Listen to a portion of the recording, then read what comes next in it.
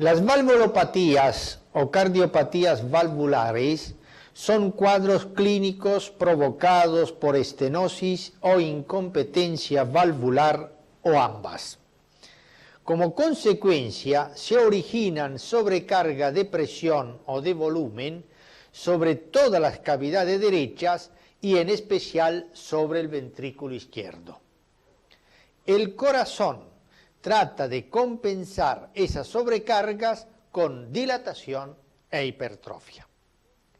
Comprenden dos grandes grupos: las valvulopatías por regurgitación y las valvulopatías por obstrucción. Las debidas a regurgitación comprenden la regurgitación sistólica, insuficiencia mitral, insuficiencia tricuspidia; la regurgitación diastólica, insuficiencia aórtica, insuficiencia pulmonar. Las debidas a obstrucción comprenden la obstrucción a la eyección, estenosis aórtica, estenosis pulmonar; la obstrucción al llenado, estenosis mitral, estenosis tricuspidia. Las válvulas ocupan un lugar central del corazón y están unidas por un cuerpo fibroso central. La válvula más alta es la pulmonar a nivel del tercer cartílago costal izquierdo y es horizontal. Por detrás, a la derecha y más abajo, se encuentra la válvula aórtica situada en la mitad del corazón. Por debajo la tricúspide, semivertical, y un poco más arriba la mitral. Cada válvula está rodeada por un anillo fibroso que es delgado, el de las válvulas auriculoventriculares, mitral y tricúspide, y grueso y en forma de corona de 3 puntas que sostienen las valvas, el de las sigmoideas aórtica y pulmonar, como vemos aquí.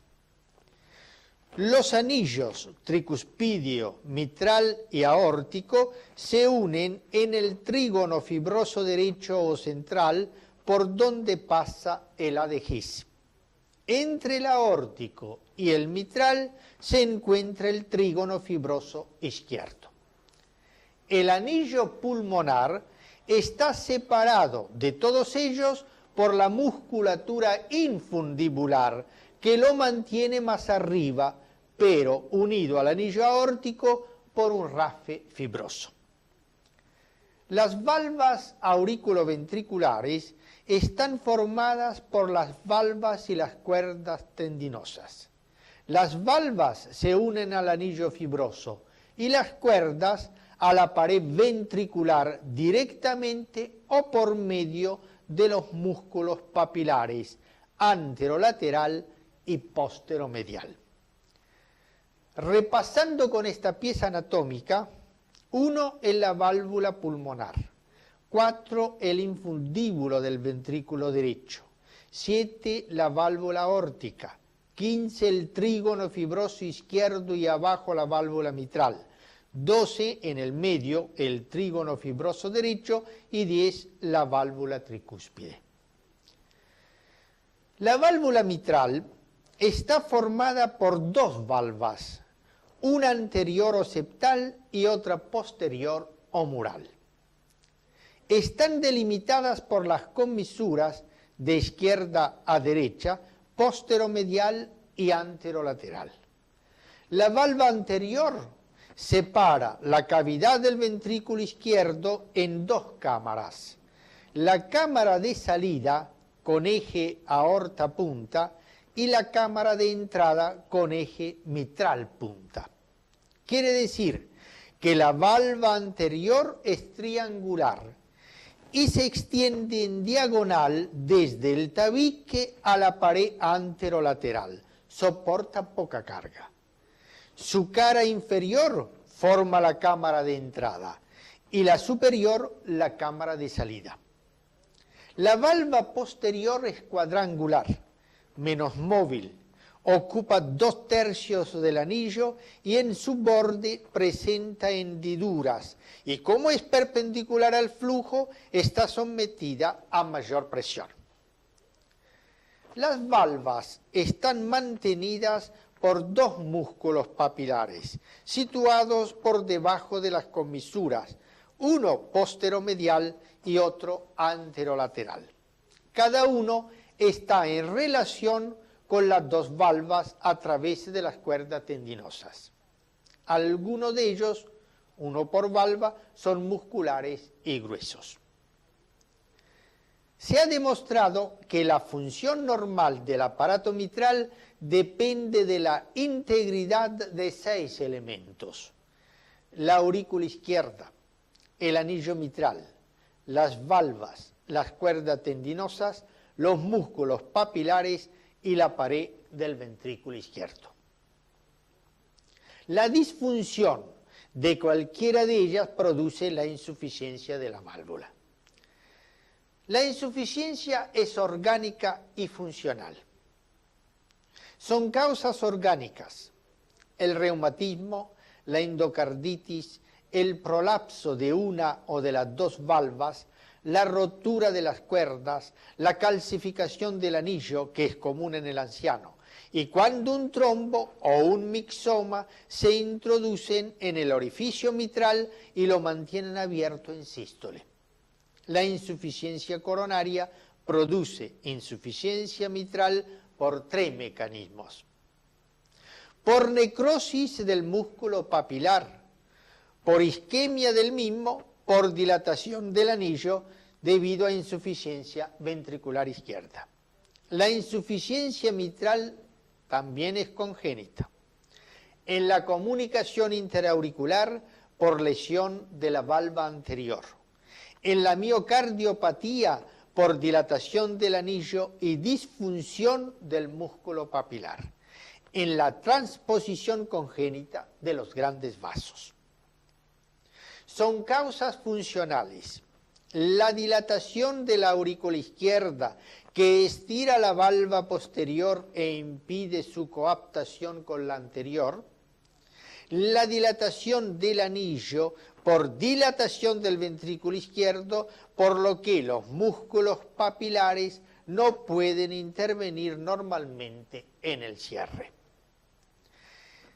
La insuficiencia mitral produce una doble repercusión desde el punto de vista fisiopatológico. Hacia arriba, provocando la dilatación de la aurícula izquierda al refluir la sangre durante la sístole ventricular, que se acopla a la que recibe normalmente desde el pulmón. El aumento de presión en su interior repercute en el pulmón y provoca hipertensión en el sistema veno-capilar pulmonar con peligro de edema de pulmón.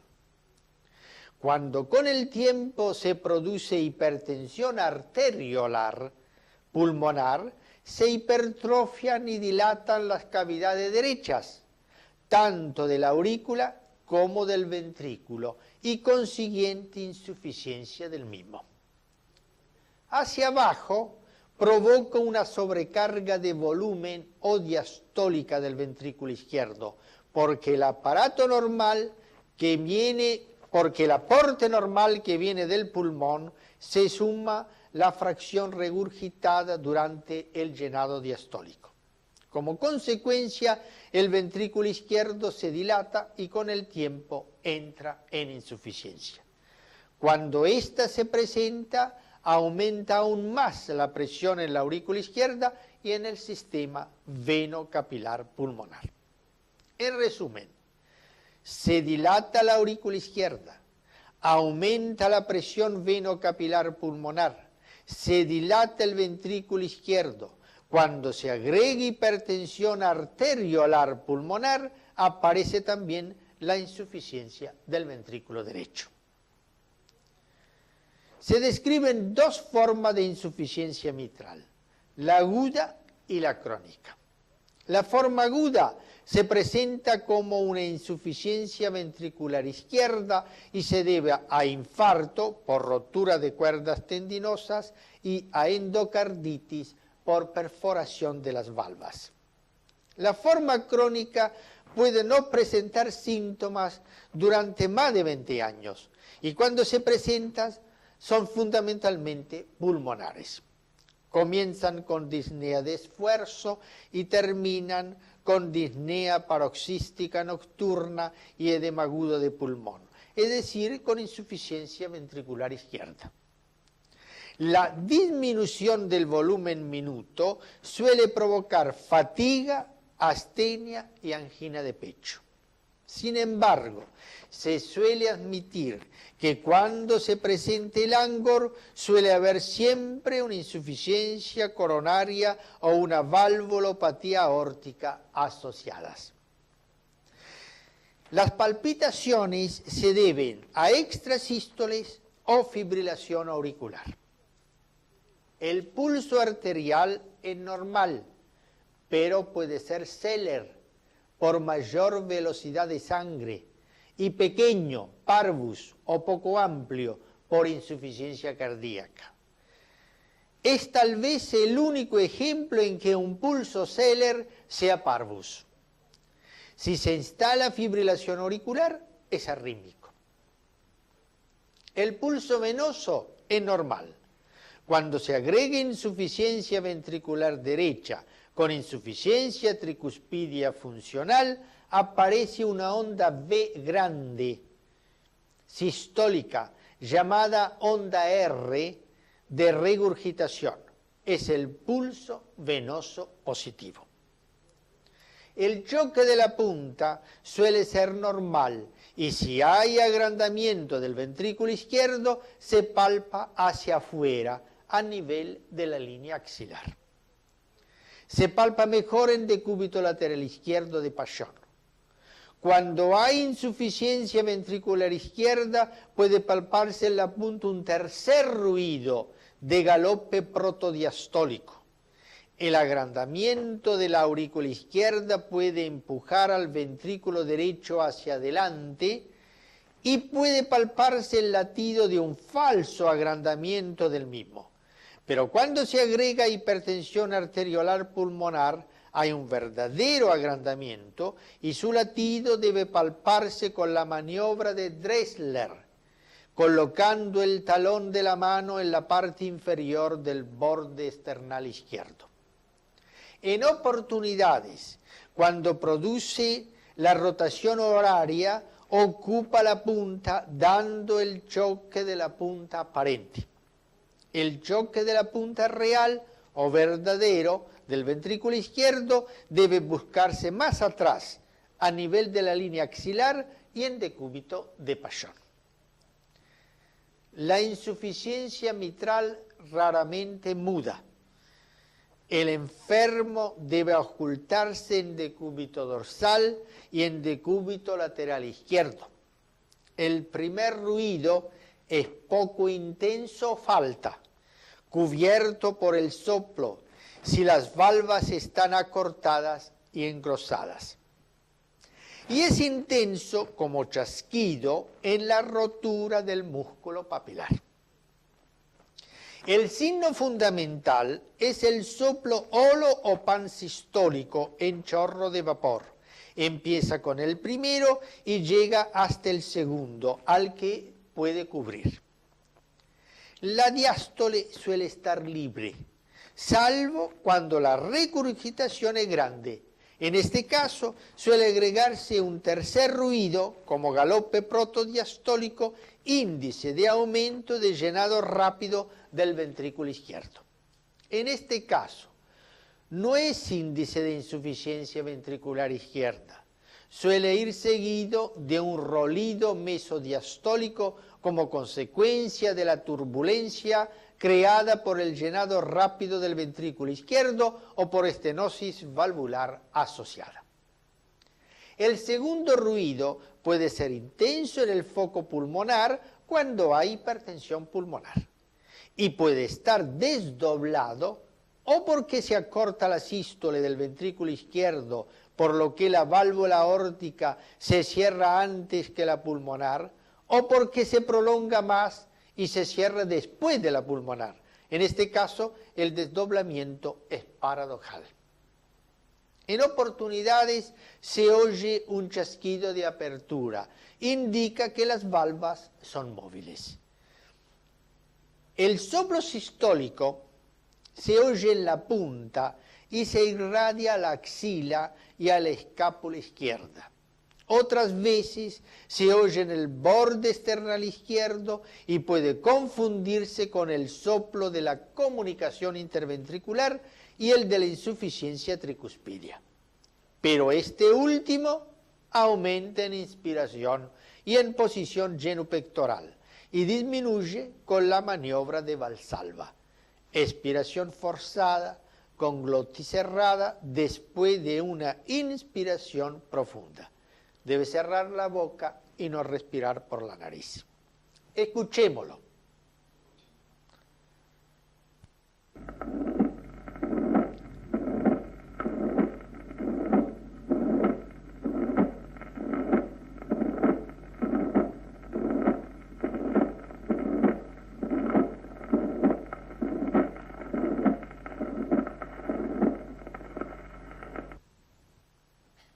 Cuando la regurgitación es grande y el llenado rápido e importante, se oye también un tercer ruido izquierdo como galope protodiastólico que no indique insuficiencia del ventrículo izquierdo, salvo que se haya agregado el fallo de bomba. Escuchémoslo.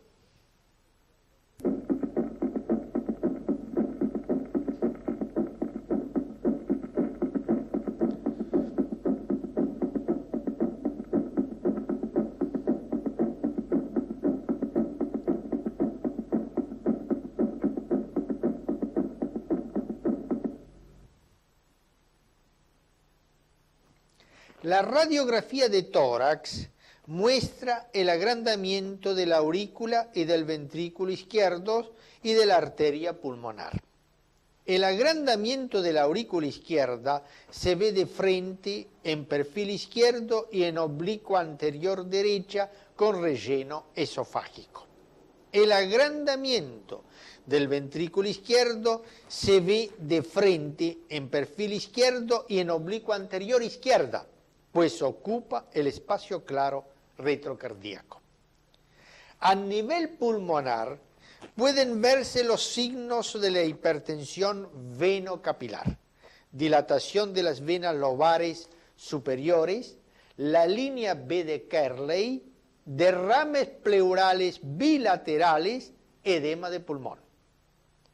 El agrandamiento cardíaco de la insuficiencia mitral debe diferenciarse de otras imágenes parecidas.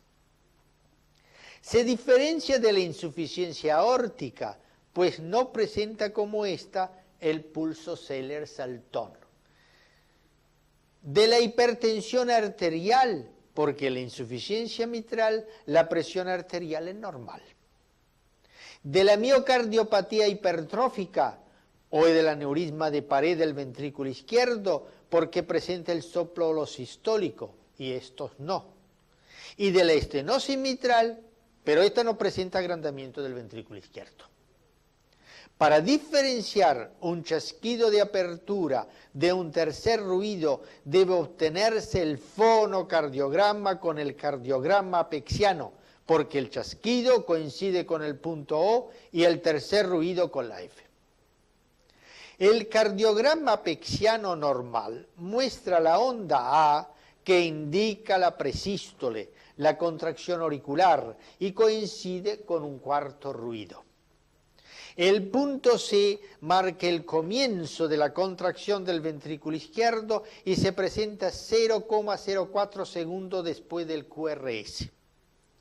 El punto E indica la eyección del ventrículo izquierdo. A este punto sigue una meseta e inmediatamente un descenso rápido donde O expresa la apertura de la mitral. Por lo tanto, O coincide con el chasquido de apertura que viene después del segundo ruido. También permite distinguir un soplo diastólico de regurgitación que lo precede, como el de la insuficiencia aórtica, de uno de obstrucción que comienza con él o después de él. Aquí se ve el chasquido de apertura, un soplo sistólico, la A no se ve porque hay fibrilación auricular. La onda F indica el llenado rápido del ventrículo izquierdo. Aquí es grande porque el llenado es grande. Con ella coincide el tercer ruido que aquí existe. Esta onda F falta en la estenosis mitral, porque en ella falta el llenado ventricular. La ecocardiografía no permite hacer el diagnóstico de insuficiencia mitral. Detecta en cambio la calcificación del anillo y las vegetaciones de la endocarditis. Es útil en cambio el Doppler pulsado, pues detecta la turbulencia sistólica en la aurícula izquierda. El electrocardiograma puede ser normal o presentar las siguientes alteraciones. Fibrilación auricular, la aguda de reciente aparición con ondas F grandes a granos gruesos. Si la fibrilación auricular presenta ondas F pequeñas a granos finos, es crónica. Hipertrofia auricular izquierda con P bimodal mitral. Hipertrofia ventricular izquierda con sobrecarga diastólica, con S profunda en V1, V2 y R alta en V5, V6, aumento de la deflexión intrinsecoide mayor de 0,05 segundos e índice de Sokolov mayor de 40 milímetros y onda T positivas altas simétricas en precordiales izquierdas. El cateterismo y la angiocardiografía están indicados cuando hay síntomas o historia de insuficiencia cardíaca o cuando, aún sin síntoma, se prevé la aparición de esta última. Con la medida de las presiones, el cálculo del índice cardíaco y la ventriculografía se puede cuantificar el grado de insuficiencia mitral, establecer la situación funcional de los ventrículos, determinar el pronóstico y saber si existe o no insuficiencia coronaria o valvulopatía asociadas. La curva de presión de la aurícula izquierda muestra la onda A, la ausencia de onda C, porque tampoco hay descenso X, y la presencia de una onda V gigante sistólica de aparición precoz, llamada onda R de regurgitación.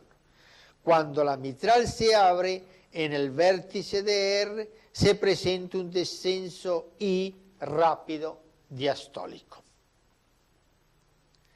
Si la onda R grande se parece a la onda del ventrículo izquierdo, por eso se dice también que la curva auricular sea ventricularizada. Aquí se ve que la presión en la aurícula izquierda es de unos 50 milímetros de mercurio y la del ventrículo izquierdo de 120 milímetros de mercurio. Normalmente las presiones son: en la aurícula izquierda, la sistólica es menor de 12 milímetros de mercurio y la diastólica menor de 7 milímetros de mercurio. En el ventrículo izquierdo, la sistólica es menor de 120 a 140 milímetros de mercurio y la telediastólica menor de 12 milímetros de mercurio. El angiocardiograma en oblicuo anterior izquierda muestra el reflujo de la sustancia de contraste hacia la aurícula izquierda durante la sístole ventricular. Una forma especial de insuficiencia mitral es el prolapso de la válvula mitral. También se conoce como síndrome de clic mesosistólico y soplo tardío telesistólico. Se denomina síndrome de Barlow cuando el cuadro clínico es el clásico y síndrome de Reed cuando el curso clínico es progresivo y la causa es un mixoma. Suele presentarse en el 5% de la población adulta y se debe a la degeneración de las valvas por enfermedad del tejido conectivo, como sucede en el síndrome de Marfan, la osteogénesis imperfecta y en la arteriopatía coronaria. Suele predominar en mujeres y puede ser familiar. El mecanismo del prolapso no está aún demostrado, pero depende de la lesión de las valvas y de las cuerdas tendinosas. La valva posterior, por lo general, es redundante, por lo que al cerrar se produce, además del movimiento de coaptación que rodea y aprieta la valva anterior, un movimiento hacia arriba, hacia la aurícula izquierda, dando el chasquido y a continuación el soplo de regurgitación mitral. Estos datos son variables y dependen de la causa que provoca el colapso y del volumen del ventrículo izquierdo y del estado de su función. El clic es proto o telesistólico, a veces se fusiona con el primer ruido. Puede ser único o múltiple y por lo general es más intenso en la punta y a lo largo del borde esternal izquierdo. Cuando son múltiples, simulan frotes pericárdicos. El clic varía con los movimientos respiratorios y los cambios de posición y aumenta de intensidad al cerrar los puños con fuerza o con fenilefrina. La posición del soplo en sístole depende del movimiento del prolapso. Por lo general es telesistólico y en el 10% de los casos es pansistólico.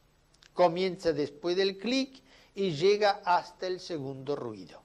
A veces no se oye en decúbito dorsal y sí en decúbito lateral izquierdo o sentado. Puede ser telesistólico increscendo o mesosistólico indecrescendo. Vamos a escuchar primero el creciente y luego el decreciente. Escuchémoslos.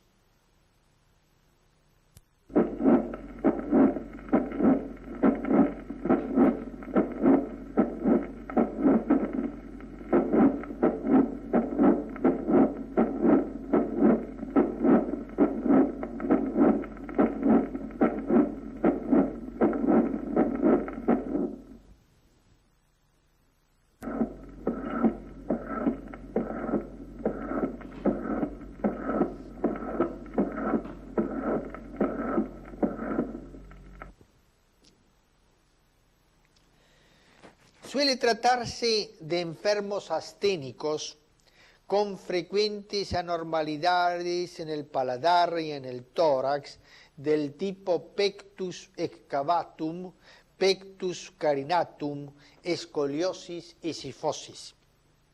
Suelen presentar dolor torácico tipo angina de pecho atípica, persistente y no relacionada con el esfuerzo, como una sensación pulsátil u opresiva, palpitaciones, disnea, fatiga. Pero no hay signo de insuficiencia cardíaca. Algunos sugieren que el dolor precordial, la fatiga y las palpitaciones sean de origen psíquico. En muchos enfermos, el choque de la punta es anormal. En efecto, el cardiograma apexiano registra una retracción sistólica o DIP que coincide con el clic y tanto más profunda cuanto más intenso es el prolapso. Aquí vemos el cuarto ruido, el primer ruido, el clic, el soplo y el segundo ruido. Algunos sugieren que frente a un dolor torácico atípico o una arritmia de origen incierto debe realizarse un ecocardiograma con el fin de detectar el prolapso de la mitral, no olvidando que puede acompañarse de regurgitación aórtica y prolapso de la tricúspide y que puede ser causa de muerte súbita. A diferencia de la mitral, la tricúspide presenta 3 valvas y un solo músculo papilar, el anterior, porque los otros que parten de la pared posterior y del tabique son pequeños y variables. Las valvas son la anterior, la septal, la póstero inferior. La anterior es la más grande, la póstero inferior la más pequeña. El anillo es completo, el mitral en cambio está abierto en su parte anterior para recibir la aorta. Las valvas son más delgadas que las mitrales y hay una sola comisura auténtica, la anteroseptal. Además, son apenas suficientes para cerrar el orificio. Por ese motivo, la regurgitación se presenta con facilidad en cuanto se dilate el ventrículo derecho. La insuficiencia de la válvula tricúspide puede ser orgánica o funcional. La funcional se debe a dilatación del anillo por agrandamiento del ventrículo derecho. Quiere decir que es un signo de insuficiencia cardíaca derecha, casi siempre secundaria a hipertensión pulmonar por valvulopatía mitral, estenosis pulmonar, comunicación interauricular, comunicación interventricular y miocardiopatías. La forma orgánica, a diferencia de la funcional, es permanente y se acompaña de estenosis. La funcional, en cambio, es casi siempre pura y es transitoria. La insuficiencia tricuspidia se presenta más fácilmente en presencia de fibrilación auricular. Quiere decir que para que la tricúspide se mantenga competente necesita una aurícula que funcione normalmente. La insuficiencia tricuspidia provoca una sobrecarga de volumen para la aurícula y el ventrículo derechos. Y secundariamente, como hecho hemodinámico básico, la insuficiencia del ventrículo derecho causa a su vez de insuficiencia tricuspidia funcional. La forma orgánica necesita de 15 a 20 años para transformarse en grave y la forma funcional recién se presenta después de varios años de hipertensión pulmonar, como sucede, por ejemplo, en una valvulopatía mitral. Como consecuencia, desaparecen los síntomas congestivos de los mitrales, por lo que los enfermos, a pesar de la citis y de la hepatomegalia y la turgencia yugular, pueden permanecer acostados sin disnea.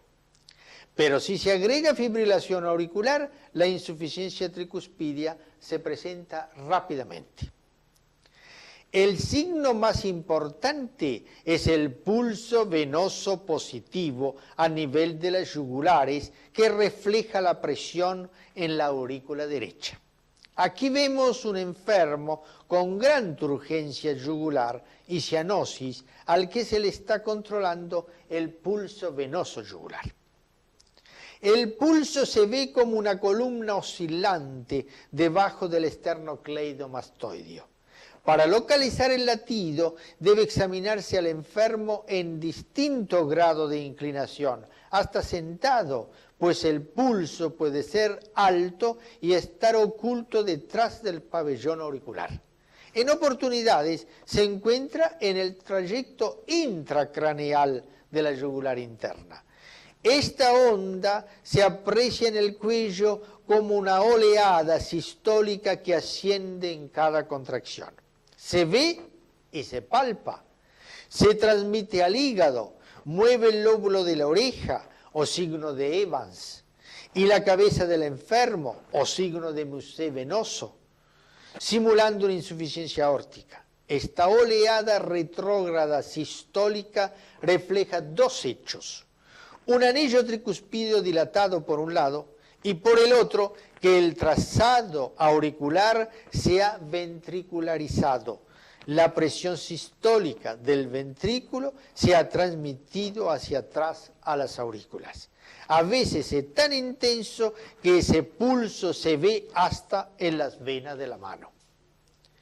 En el yugulograma se refleja como una gran onda sistólica V llamada también S o R de regurgitación.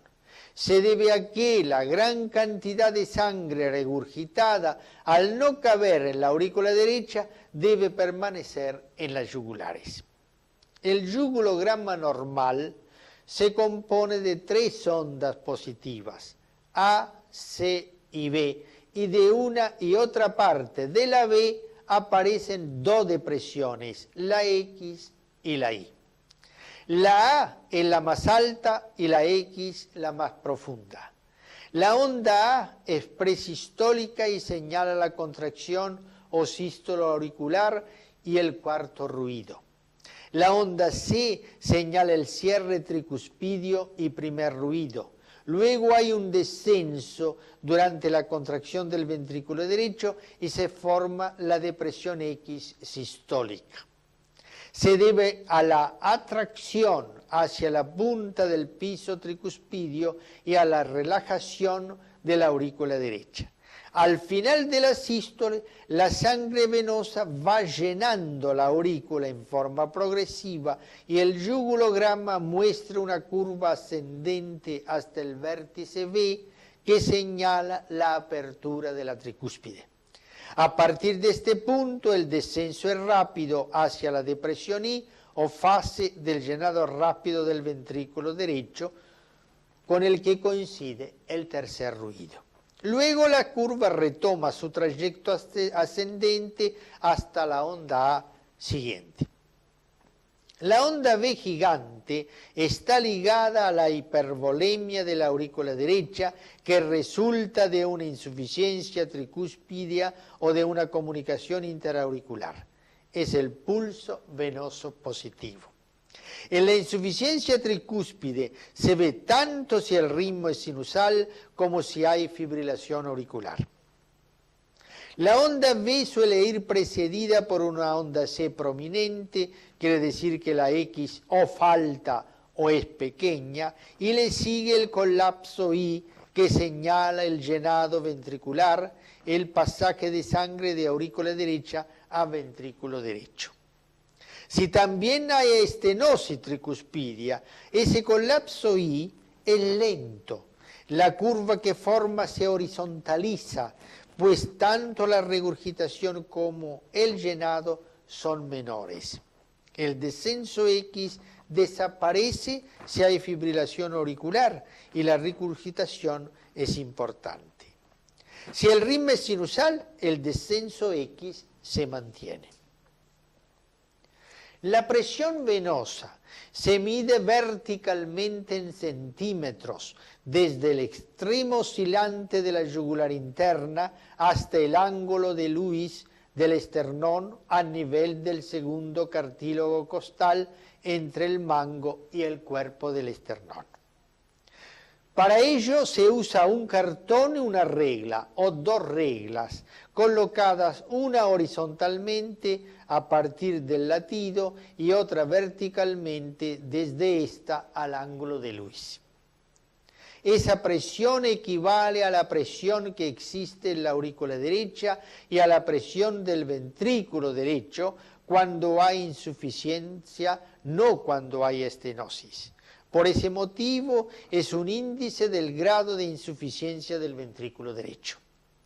El agrandamiento del ventrículo derecho se debe no solo a la insuficiencia tricuspidia, sino también a la hipertensión pulmonar. Suele palparse como un latido a nivel del borde esternal izquierdo en su parte inferior con el talón de la mano, maniobra de Dressler. Cuando desplaza el ventrículo izquierdo hacia atrás, el verdadero choque de la punta del ventrículo izquierdo debe palparse a nivel de la línea axilar y en decúbito de Paschon, pues a nivel del quinto espacio intercostal izquierdo sobre la línea medioclavicular se palpa el choque de la punta aparente del ventrículo derecho. En oportunidades, el latido del ventrículo derecho puede simular un agrandamiento del mismo cuando una aurícula izquierda grande lo empuja hacia adelante. La auscultación revela en el foco tricuspidio y en el mesocardio un soplo pansistólico parecido al de la insuficiencia mitral. Cuando el ventrículo derecho constituye el ápex aparente y a su nivel se escucha este soplo, es difícil diferenciarlo del soplo mitral. Pero el tricuspidio aumenta en inspiración y con la maniobra de Müller. Inspiración profunda con la glotis cerrada. El fonocardiograma muestra el primer ruido, el soplo pansistólico, el segundo ruido, el tercer ruido por llenado rápido ventricular, y si la insuficiencia tricuspidia es grande, se oye un soplo diastólico de llenado que es presistólico si el ritmo es sinusal y mesodiastólico si hay fibrilación auricular. Puede haber chasquido de apertura tricuspidio y tercer ruido derecho por llenado rápido del ventrículo derecho. Además de la turgencia yugular, la hipertensión en la aurícula derecha produce edema de miembros inferiores, escroto y región sacra, hepatomegalia y pulso hepático y ascitis. La valvulopatía tricuspidia protege los pulmones de los cambios que le provocan las lesiones del corazón izquierdo. La lesión tricuspidia disminuye el flujo sanguíneo del ventrículo derecho a los pulmones y por ende desaparece todo peligro de edema de pulmón. Pero como disminuye el gasto cardíaco, el enfermo presenta fatiga. Debe sospecharse insuficiencia tricuspidia cuando, frente a una insuficiencia ventricular izquierda o una valvulopatía mitral, no hay disnea. No existe un electrocardiograma típico de insuficiencia tricuspidia, sino que hay varias alteraciones como hipertrofia auricular derecha, es decir, una P alta y puntiaguda, conocida también como P pulmonar. Fibrilación auricular, aquí se ven las ondas F a granos gruesos.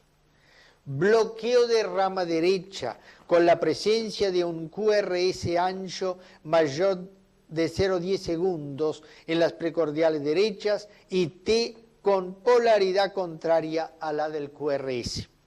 S profunda de B1 a B6 por rotación horaria del ventrículo derecho. La imagen radiológica es distinta según se trate de insuficiencia funcional u orgánica. En la insuficiencia tricuspidia funcional están dilatadas ambas cavidades derechas, aurícula y ventrículo, pero nunca tanto como en la forma orgánica. A diferencia de esta, suele normalizarse con el tratamiento anticongestivo. La forma orgánica se asocia con una valvulopatía mitral, estenosis o insuficiencia, y presenta agrandamiento de ambas cavidades derecha y de la aurícula izquierda. El ventrículo izquierdo discretamente agrandado y rechazado hacia atrás por el ventrículo derecho agrandado. En este caso, el ventrículo derecho puede hacer parte del contorno izquierdo del corazón en posición de frente. Puede haber derrame pleural bilateral y dilatación de las venas cavas y de las ácigos. En los pulmones no se ven ni las venas de los lóbulos superiores dilatadas ni el edema intersticial. La investigación hemodinámica y la angiografía están indicados si se piensa operar al enfermo de su valvulopatía mitral y aórtica, y si se sospecha valvulopatía tricuspidia orgánica. Seguiremos con síndromes valvulares por regurgitación diastólica, esto es, insuficiencia aórtica e insuficiencia pulmonar.